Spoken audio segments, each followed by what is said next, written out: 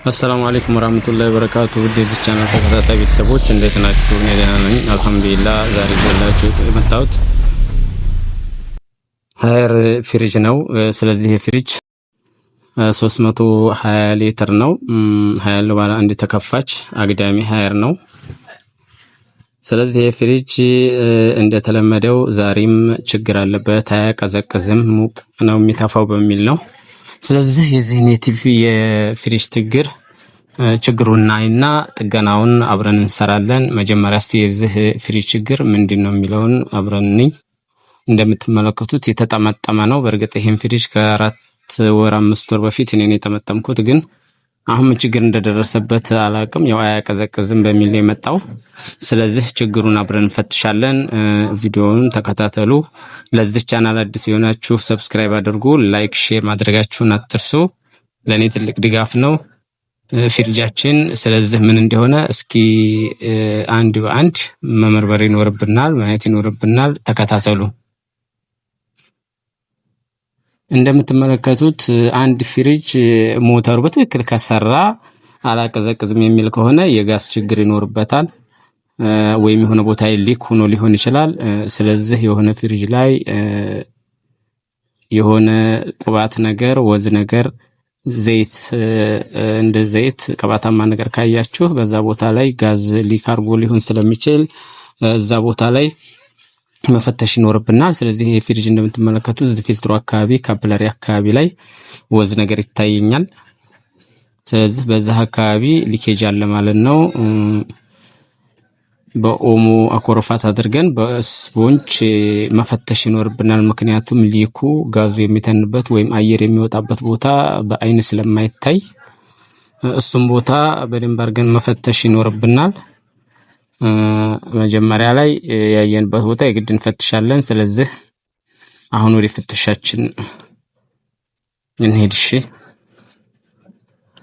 በስፖንጅ እና ኮርፍና አኮርፋት ከሆነ በኋላ እዛ አካባቢ ላይ ቆሻሻውንም እናጸዳና፣ ስለዚህ አኮርፋቱን እዛ አካባቢ ስናረግ ትክክለኛ ቦታውን ልናገኝ እንችላለን። በዛ አይነት መልኩ ነው የምንፈትሸው። ስለዚህ እንደዚህ አካባቢ ላይ የሆነ ምልክት ያሳያል። ይሄውና እቺ አካባቢ ላይ ሊክ አለ፣ ምልክት አለ። ስለዚህ አንዱን ችግር በትክክል አግኝተነዋል።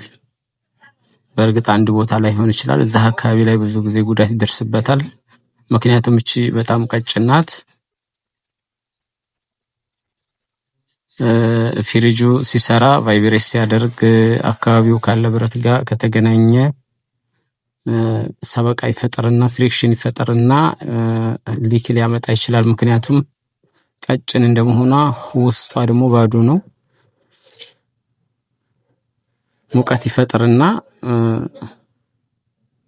ሊክ ይፈጥራል። ወይም ደግሞ የሆነ ጉዳት ከውጭ ጉዳት የሆነ ነገር ከተመታ አይችልም፣ ይታጠፋል። እዛን ሰዓት ሊክ ይፈጥራል እና በቀላሉ የዚህ ፍሪጅ ችግር ማግኘት ይችላል። ሌላ ቦታ ሌላ ነገር ከሌለ እንደምናየው ከሆነ እዚህ አንድ ቦታ ላይ ሊክ አለ።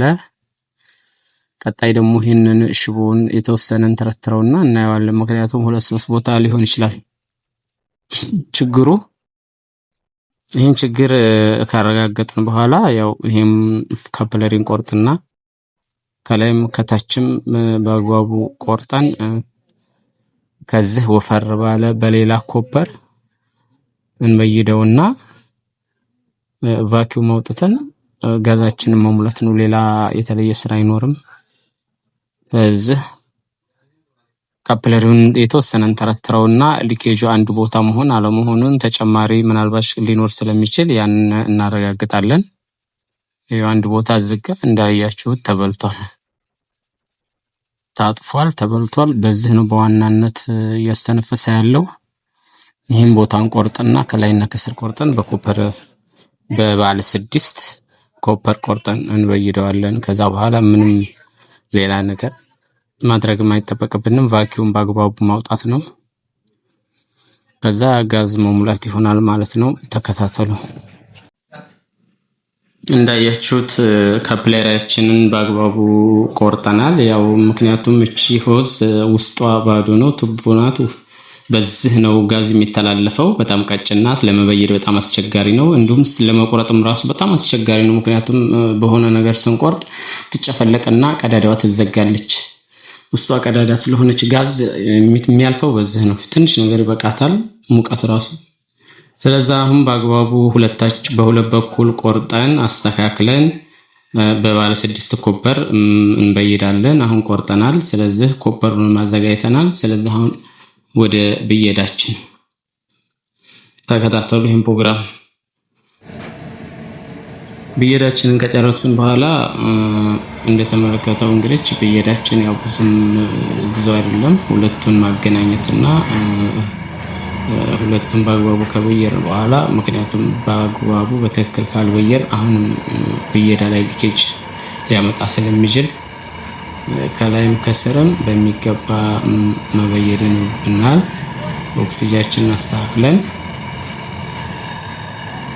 ከዛ በኋላ ወደ ቫኪዩም ማውጣት ስራ ነው የምንሄደው። ይህን ፕሮግራም የምትከታተሉ ይህን ቪዲዮ እባካችሁ ሰብስክራይብ አድርጉ፣ ላይክ ሼር አድርጉ፣ ለሌሎች ተደራሽ እንዲሆን እላለሁኝ።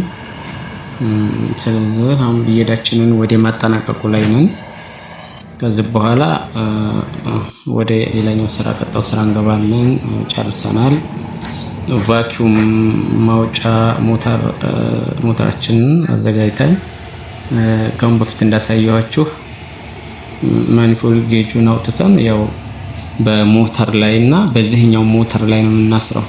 ከዛኛው ሞተር እየሳበ ሳክ እያደረገ ይሄኛው ሞተር በዚህ መልኩ ነው የሚወጣው። በዚህ በኩል ቫኪዩም አየሩን ያወጣል፣ ወደ ውጭ ያወጣልናል ማለት ነው እየሳበ። ልክ አየሩ ነፃ ሲሆንና አየሩ ወጥቶ ሲጨርስ እዚህ ጋር ያለው እንደምትመለከቱት ኔጌቲቭ 30 ድረስ መሄድ አለበት ወደ ኋላ። ባዶ ሲሆን በቃ 30 ይደርስና ጌጁ ይቆማል። ይሄም ደግሞ አየር መውጣቱን ያቆማል ማለት ነው። አየር አይኖረውም ሲጨርስ። ሁለቱንም እናይና ከዛ በኋላ ጌጃችንን ዘግተን በቃ ፈተን ወደ ጋዝ ሲሊንደራችን ላይ ማሰር ብቻ ነው ያለብን።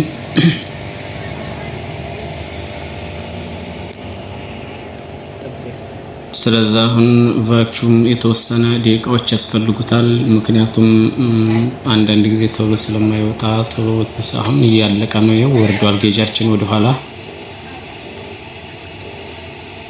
ተመልሰናል። እሺ አሁን ቫኪዩም ጨርሰናል። ስለዚህ ከጋዝ ሲሊንደራችን ከስር በኋላ ያው የግድ መጀመሪያ ከመሙላታችን በፊት ማስተንፈስ ይኖርብናል።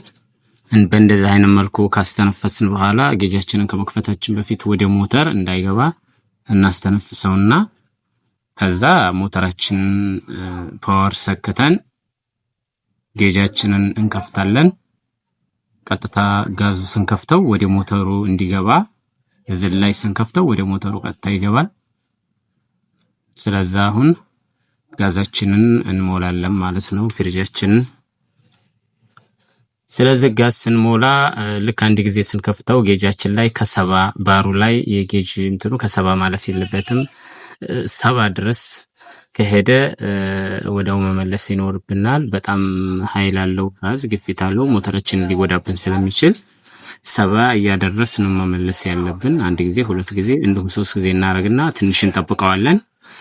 ትንሽ ሞተር ከሰራ በኋላ ቀስ በቀስ ደግሞ የተወሰነ ነው መጨመር የምንችለው። በአንድ ጊዜ ማድረግ አንችልም፣ ሊቃጠልብን ይችላል ሞተር። አሁን የተወሰነ ጋዝ ጨምረናል፣ ሞልተናል። ስለዚህ ያለውን ነገር እያየን ኮንደንሰር እየሞቀ ሲሄድ እየሞቀ በእጃችን ቼክ እናደርጋለን። ኮንደንሰር በጣም ይሞቃል እየሰራ ሲሄድ፣ ያን እያየን እንጨምራለን። ጌጃችንን እንደዚሁ እናያለን። 3 ነገሮችን እያየን ነው የጌጃችን ምን ላይ ደረሰ የሚለውን እናያለን። እንዲሁም ኮንደንሰር እየሞቀ ነው ወይ? ኮንደንሰር መሞቅ አለበት። ዲስቻርጅ ቦታ ዲስቻርጅ የሚሆነው በኮንደንሰር ስለሆነ ኮንደንሰራችንን እያየን የት እንደሚደርስ ራሱ ሙቀቱ ያሳየናል። ያን ቼክ እናደርጋለን። ቀጥሎ ደግሞ የፍሪጅን ውስጥ ክፍልን ከፍትና ቅዝቃዜ ጀምሯል አልጀመረው የሚለውን ደግሞ ያንንም ደግሞ እናያለን። በዛ አይነት መልኩ ጋዛችንን እንሞላለን ማለት ነው። ስለዚህ ይህን ቪዲዮ የምትከታተሉ ቤተሰቦች ላይክ፣ ሼር፣ ሰብስክራይብ አድርጉ። በተለይ ለዚህ ቻናል አዲስ የሆናችሁ ሰብስክራይብ አድርጉ፣ ለሌሎች ተደራሽ እንዲሆን ላይክ እና ሼር አድርጉ። ቪዲዮውን ተከታተሉ። የተወሰነ ጊዜ ጋዝ ሞልተናል። ምን እንደደረሰ እስኪ ከፍተን እናየዋለን። እንደምትመለከቱት ይሄ ደግሞ በጣም ፈጣን ነው፣ ሃየር ነው። 4 መስመር ላይ እየደረሰ ነው፣ እየጠመጠመ ነው። ስለዚህ ትንሽ ጊዜ ይስራና እንደገና ደግሞ ጌጃችን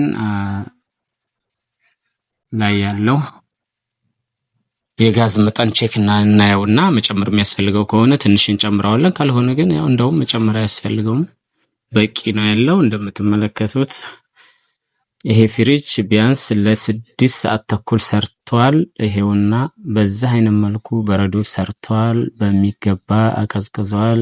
ቴምፕሬል ኮንትሮሉም የሙቀት መለኪያ መጠናችንም -10 ገብቷል። በረዶ ሰርቶልናል። አልሐምዱሊላህ። ስለዚህ ስራችን ተሳክቶልናል። ደንበኞችንም አስደስተናል። እናንተንም እንደዚሁ።